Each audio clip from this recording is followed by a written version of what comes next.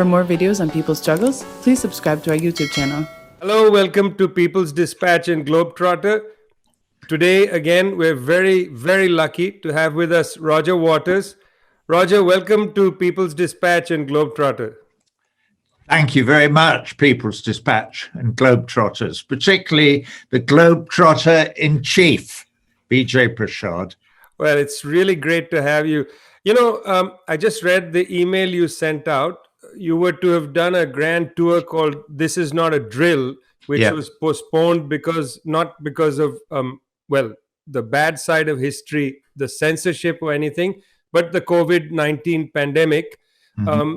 You sent out an email in which you said, well, we're going to have This Is Not a Drill in the summer of 2021, but there was a phrase there which I'd 22. Yes, sorry, 2022. My God, the years fly by, don't they? Don't they? Yeah. 2022 is This Is Not a Drill. But that phrase that I wanted you to help me reflect on, you said, this is my first final tour. That's typical Roger Waters mischief. The first final tour. Can you please explain what is a first final tour? Well, look at the whole history of rock and roll. When people get old, they do farewell tours. It's a way of getting bums on seats.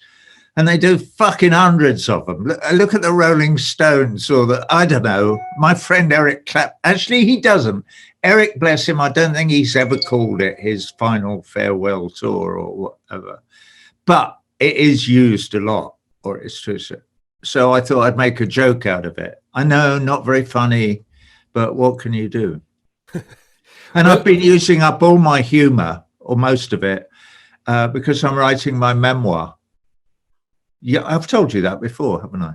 Yes, and let's get to that in a minute. But first, This Is Not a Drill. What's the name referred to? This is not a drill. Well, it's the warning. When you're just about to be incinerated with a nuclear weapon, they, on every television set and every radio and every means of communication, you know, they will interrupt you and give an emergency announcement. And they will say, as you're breathing your last breath or searching for your loved one for that last moment of bliss before you're incinerated, this is not a drill. This is not a drill. That's what they say. So that's what it's about. But it is apposite clearly at the moment, because when I'm saying to people, they're killing you, these arseholes, the ruling class are murdering you. Not slowly, they've got their hands around your throats and you're just passing out. They are destroying the earth and everything that lives on it to make a few quid. This is not a drill. It's happening, and it's happening now, you know. So that's sort of what it's about. So it's unashamedly polemical and political and desperate. I mean, there is a desperation in it. There's desperation in it.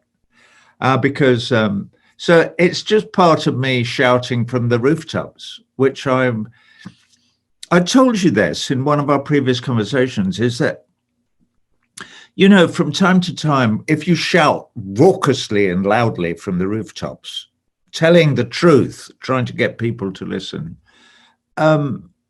very often people will say to you, why are you being so loud? Mm-hmm. Shouldn't you take people down the pub and speak to them quietly in a corner and try and persuade them, you know? What if you went to a cocktail party with Benjamin Netanyahu? Wouldn't that be more effective than all your invective and shouting and screaming? And in the end you go, no, it fucking wouldn't. I've no interest in speaking to that arsehole. Or like, I want to speak to the choir and say, come on, chaps, let's all sing together, you know? This is not a drill. This is, you know, that's what my job is encouraging, particularly the young, to not do what it is suggested is more effective, because it isn't. It's no use at all. So there we are. But that's an interesting thing you just said, this idea of I'd rather sing to the choir.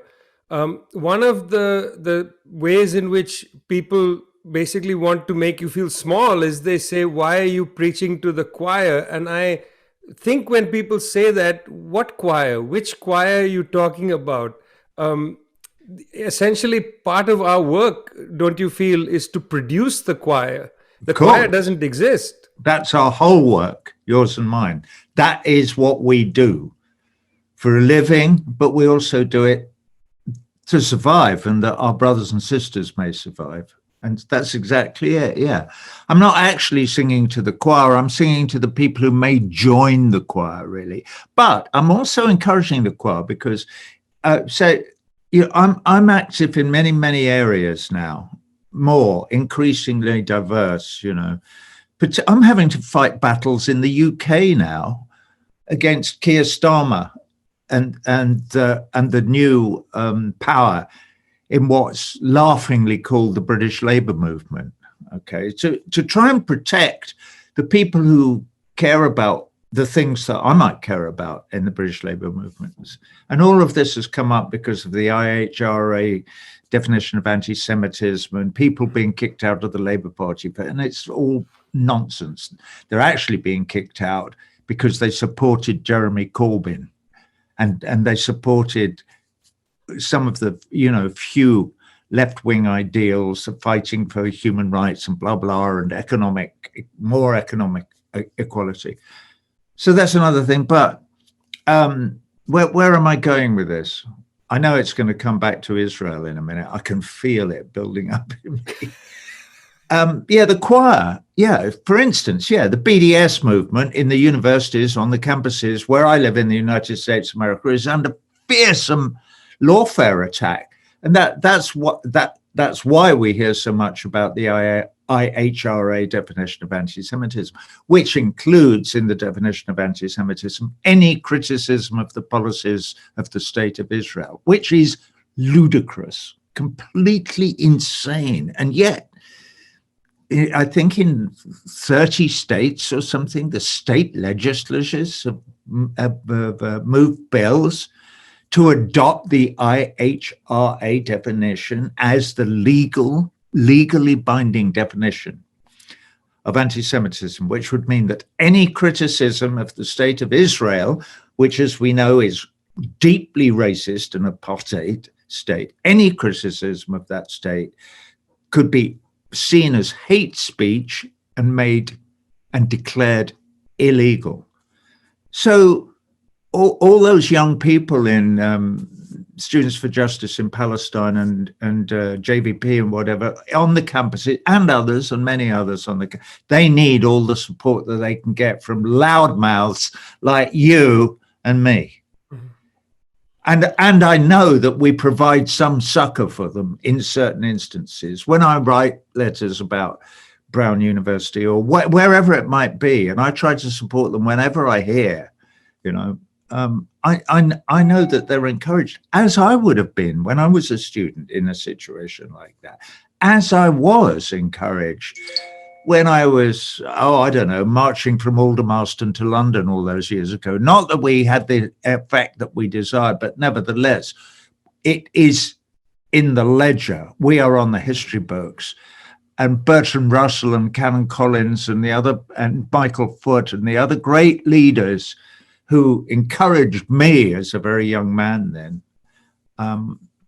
maybe I can emulate that influence and that encouragement and support in my own way as I drift into my dotage. Hardly dotage. I mean, you're getting ready in 2022 to do another tour. This is not a drill.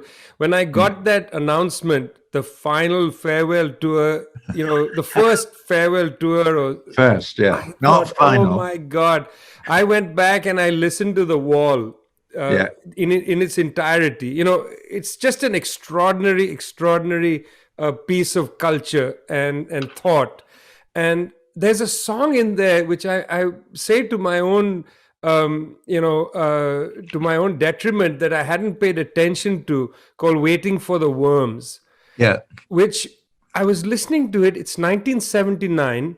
Margaret Thatcher is, is dissolving gradually Britain in its own acid. And you and your your friends decide, look, we're going to do something big. We're going to come out there and scream against Thatcherism.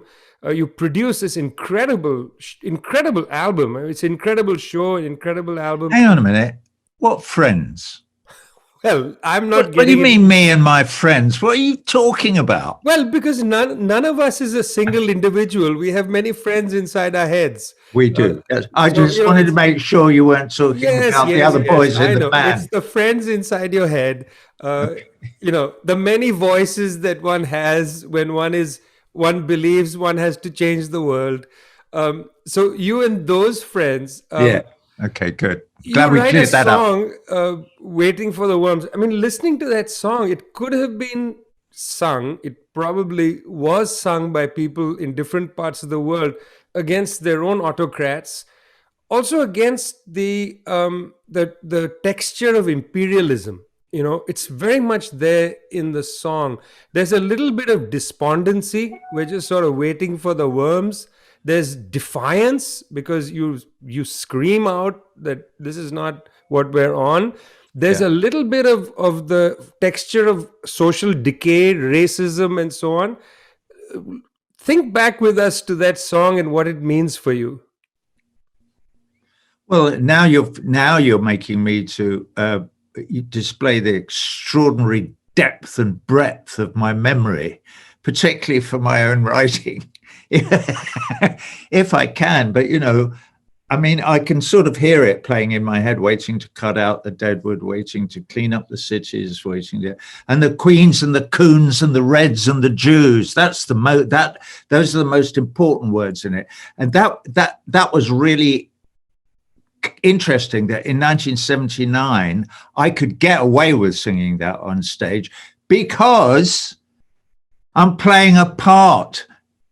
Satire was admissible in those days in theatre. You're allowed to say fuck so long as you're on stage, and you're allowed to say coon as well, so long as it's satirical, which it was, obviously. There's quite a lot of that in my writing from that period and from later as well, and from now too, because I've not been dissuaded from singing about what I feel. And the ugliness of life. Sorry, go on. Life is ugly. You're representing the ugliness of life, of racism and so on. But go ahead, please. And it's still, I mean, it's no.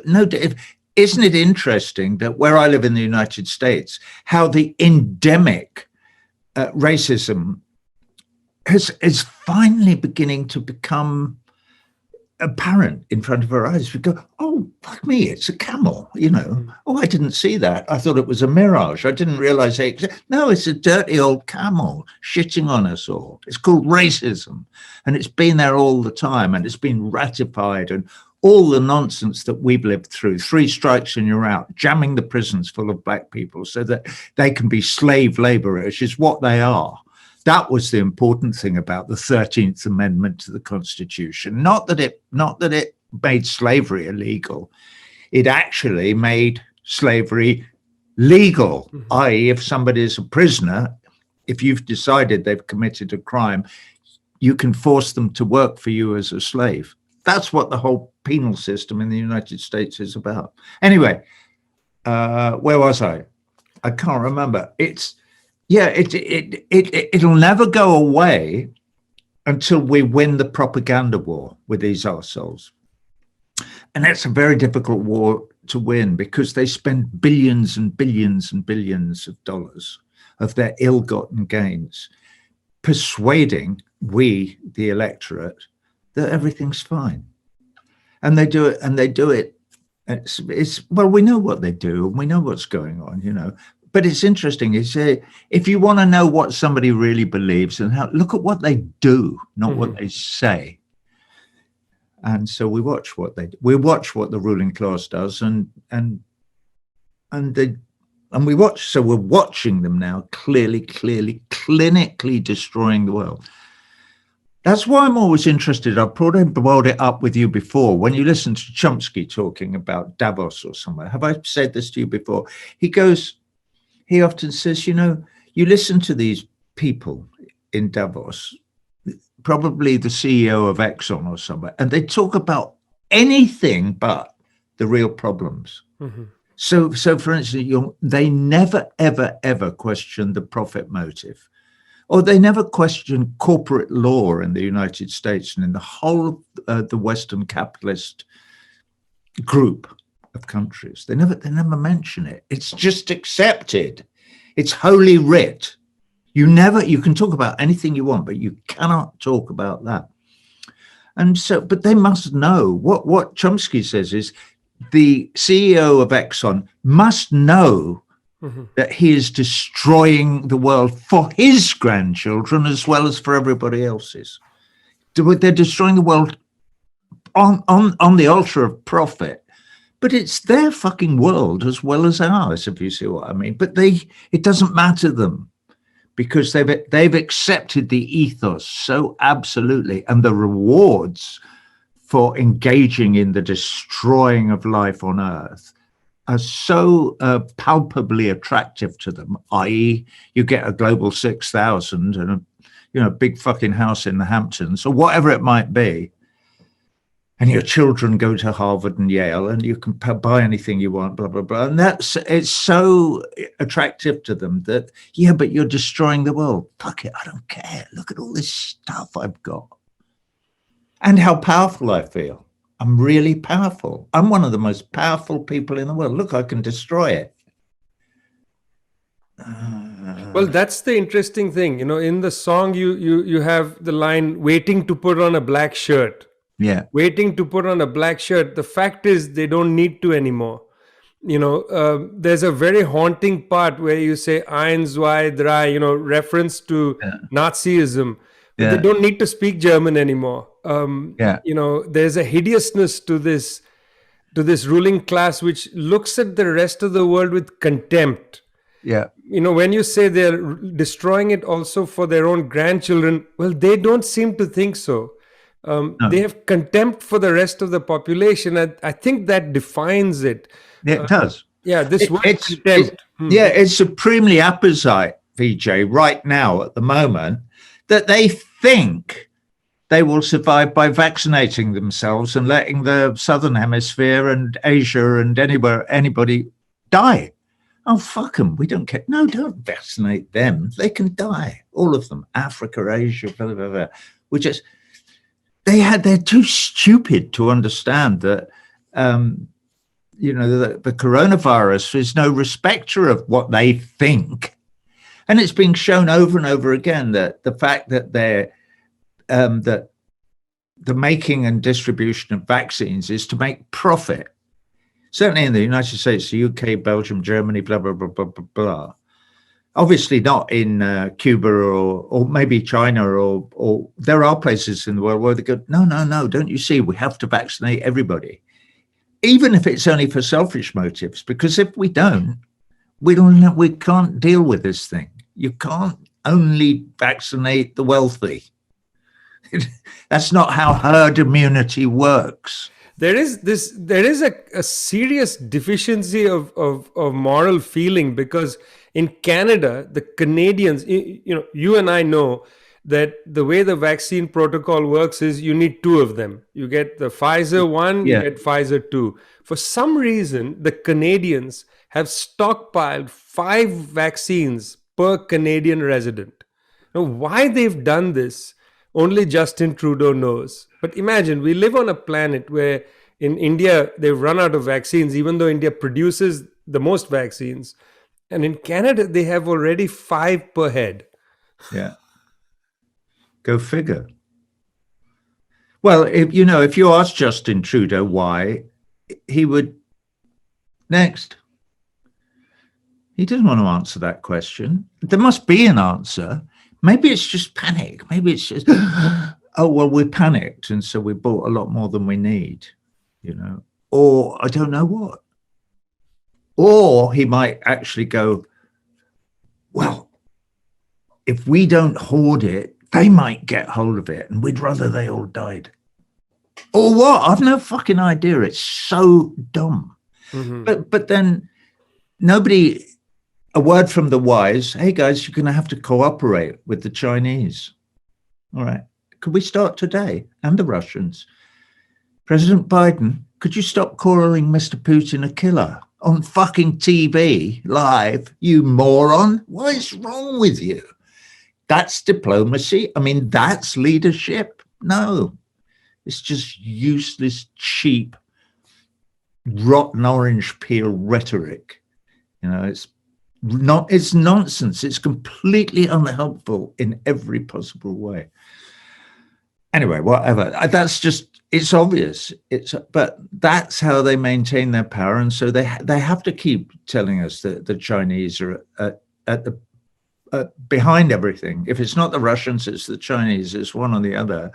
And they are causing every single problem that there is in your life. Oh, it's so 1984, Oceania. You know, it's them. It's always them. It's always their fault. And then they invent all these fucking stories, you know, the Chinese are committing genocide on the Uyghurs. No, they're not. Do the research. It's a lie. It's not happening. Are they trying to persuade them to, I don't know, learn Mandarin? It may be true that in Xinjiang province, part of that policy is expressed by saying, hey, we have a minority here, a Muslim minority, who are a bit set in their ways, and maybe we could persuade them to join in with the rest of Chinese community and blah, blah, blah, whatever it might be. Well, we all do that. Everybody does that. But they're not killing them. It's not genocide. What are they talking about? Well, it's certainly not like the US prison system, which, you know, the United States still has the highest per capita prison population. Exactly. And I think that's, you know, that's pretty stunning. And that's something to consider. It's not exactly that, for sure. I wish I'd said that. Pardon? I wish I'd said what you just said. It made me look, you know, like clever, like you are. Well, does it sometimes, when you look at Biden saying these things about Putin, does it sometimes make you think, wow, Margaret Thatcher, you were pretty sophisticated compared to this? Hey, listen, is it Saturday tomorrow? Yeah, tomorrow there's a thing for Gaza. And it's a sort of a musical event that's going out on the web. It's, if anybody goes to rogerwaters.com, we're advertising it there now. And it's Tom Morello's involved and Brian Eno's involved. And now they said, will you do something? I thought, oh my God. And then I suddenly remembered that I've just finished, or am just finishing today, a new video of an old song of mine called The Bravery of Being Out of Range, which is from Amused to Death, I think. Yeah. And so I said, hey, why don't you have the very first showing of that video and we can make a hoopla out of it? World premiere and blah, blah, blah, blah, blah, blah. So that's so they're doing that tomorrow. But what's good about it is I wrote the song originally for Ronald Reagan in whenever it was, at the end of the 80s anyway. Mm-hmm. So I've got Ronald Reagan's not resignation speech, but when he left office after his 8 years as president, and in that he's boasting about what a fantastic job he did creating neoliberal capitalism. Not on his own, obviously he had a lot of help from a bunch of other neocons. And he sits there, and I've got him on TV going, you know, there were pundits who said that our policies would destroy would cause wars, and our foreign policies would cause wars, and our economic policies were whatever. And look, it's a miracle. We've completely transformed the world and changed it into so much a better place. And to hear him saying that, which he did when he was just leaving office in 1988, is amazing. And we have that at the beginning of the song and a bit at the end of the song as well.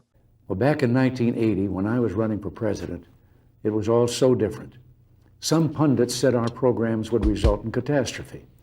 Our views on foreign affairs would cause war. Once you begin a great movement, there's no telling where it'll end. We meant to change a nation, and instead, we changed a world. 1, 2, 1, 2, 3, 4.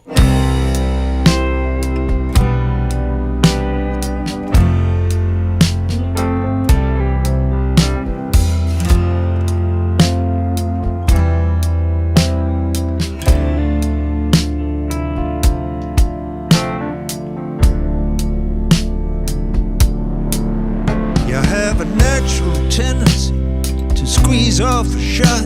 You're good fun at parties. You wear the right masks. You're old, but you're still like 11 in the locker room. You can't abide change. You're at home on the range.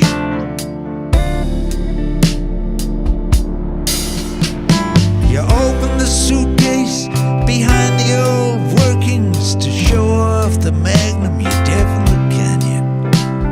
The comfort of friend, only upstage in the end by the Uzi machine gun. Does the recoil remind you of sex, old man? What the hell are you gonna kill next? Hey, old timer, who you gonna kill next?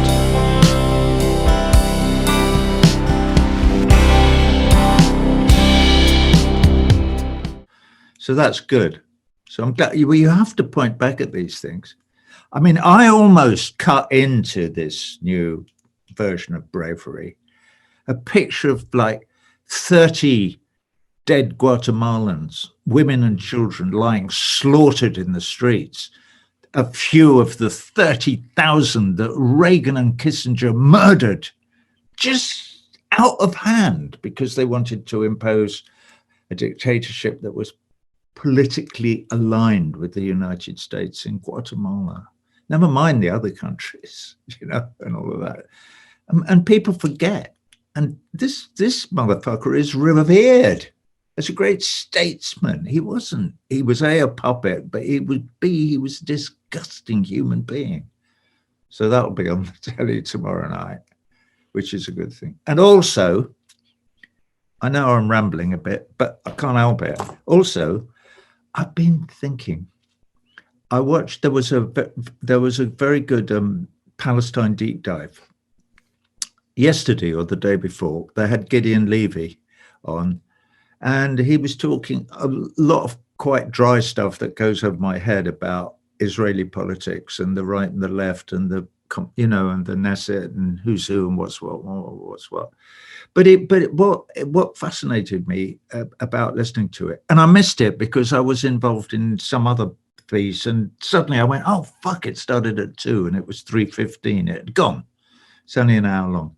So, because I'd wanted to bring something up in the program if I got a chance, so I called him. I called Gideon up and I said, hey, I've just watched the webinar. This was yesterday. And he went, oh, why don't you call me more often? And blah, blah, blah, blah, blah, because we're good friends. And I said, I was fascinated by it. I said, here's something I was going to bring up. I had an idea and I've been trying to bring it up on webinars and things, and people shy away. And I'm not sure why. I want to ask you about it. Here's the idea. I said, if we, in the human rights movement, we, the anti-racists, we, the anti-apartheid movement currently, and blah, blah, blah, blah, want to have any effect on the Israeli government, for instance, to get them to vary their policies and to start adhering to international law and blah, blah, blah, blah, blah, blah, blah. There's something that we should be doing and we're not. And we should be shouting it from the... So I'm going to start shouting it. But I said, I wanted your input. And I told him what it was. And he was like, he was sort of, you're so right, do it. So yesterday I started a campaign to demand from FIFA and UEFA that they ban Israeli soccer teams from international competition. Because I said, look at what happened in the South African model. Once we, the rest of the world, stood up and said, listen, guys, we're not going to play cricket or rugby with you anymore because your behavior is absolutely appalling. You're treating the Kafirs like shit, and we won't have it. We're not going to play. You can't play cricket. You tell the Israelis they're not allowed to play soccer, and they will go apeshit. It will really wake them up a little bit, I think. Why would you stop there? What about Eurovision? Get them. Well, I'm sorry, but listen, I nearly blew my brains out over Eurovision last year when they had it in Tel Aviv, and I wrote all those letters to bloody Madge, also known as Madonna. In the business, she's known as Madge. I don't know why, but she is. And of course, she took no notice and went on and appeared on it. But don't get me started on trying to get musicians organized to stand up for human rights. Something as simple as that. They your Rolling Stones and people, they're very musicians. good. That's very unfair. That's very unfair to musicians, because when the State Department when the US State Department asks musicians to stand up against China or something like that, they come, well, shall I say it, they come singing and dancing. Yeah. So they're quite happy to get involved, but always on the side of power, I must say. And your efforts are very commendable, because I know what it's taken for you. Yeah, well, they're not always on the side of power. There are actually a lot of musicians who've stood by my side and who've stood up.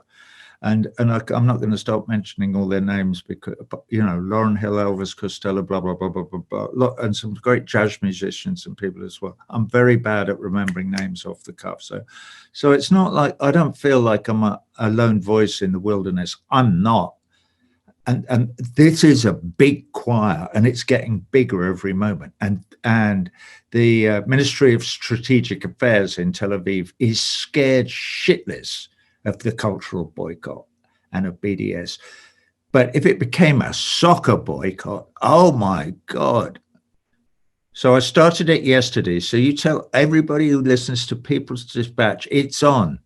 We must all join together as one and persuade FIFA, no Israel in the World Cup, and UEFA, no Israel in the European Championships. By the way, what the fuck are they doing in European Championships anyway? How is Israel in Europe? Why are they in the Eurovision Song Contest? They're not in Europe. They're in Asia. What the fuck is wrong with everybody? It's crazy. Well, obviously we know, I think we know anyway, they see themselves as European. It's because a lot of them and their leaders rule from northeastern Europe.